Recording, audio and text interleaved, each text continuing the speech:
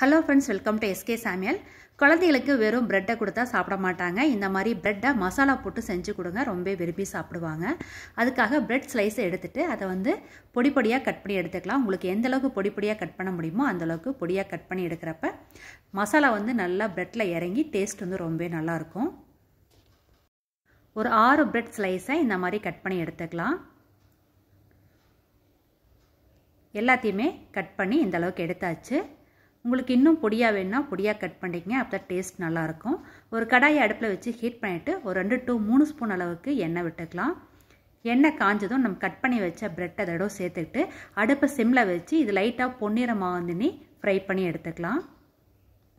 இந்த அளவுக்கு நல்லா ஃப்ரை ஆனதும் நம்ம அடுப்பு ஆஃப் பண்ணிவிட்டு வேறு பாத்திரத்துக்கு மாற்றி எடுத்து வச்சுட்டு அதே கடாயில் மறுபடியும் ஒரு 2 to 3 ஸ்பூன் அளவுக்கு எண்ணெய் விட்டுட்டு ஒரு பெரிய வெங்காயத்தை பொடியாக கட் பண்ணி சேர்த்துக்கலாம். அது கூடவே ஒரு 2 பச்சை மிளகாயும் கட் பண்ணி சேர்த்துட்டு இது நல்லா வதக்கிக்கலாம். வெங்காயம் நல்லா வதங்கின பிறகு இஞ்சி பூண்டு பேஸ்ட் 1 ஸ்பூன் சேர்த்துட்டு இது நல்லா பச்சை வாசம் போகுதுன்னு நல்லா வதக்கிக்கலாம்.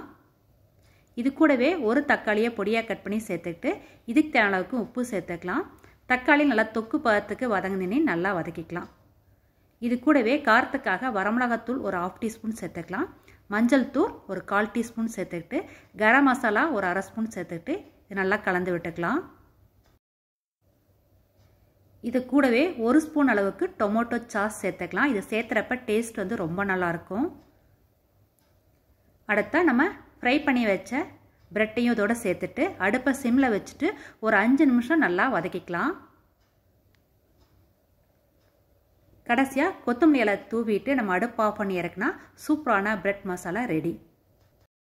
ஈவினிங் நேரத்தில் குழந்தைய ஸ்கூல் விட்டு வர நேரத்தில் இது போல் நீங்கள் காரசாரமாக பிரெட்டை வச்சு இந்த மாதிரி பிரெட் மசாலா செஞ்சு கொடுங்க, ரொம்ப விரும்பி சாப்பிடுவாங்க. நீங்களும் கண்டிப்பாக ட்ரை பண்ணி பாருங்கள், எப்படி வந்துச்சுன்னு கமெண்ட் பண்ணுங்கள். இந்த பிரெட் மசாலா ரெசிபி உங்களுக்கு பிடிச்சிருந்தா என்னுடைய SK சமையலுக்கு லைக் பண்ணுங்கள், சப்ஸ்கிரைப் பண்ணுங்கள். தேங்க்யூ.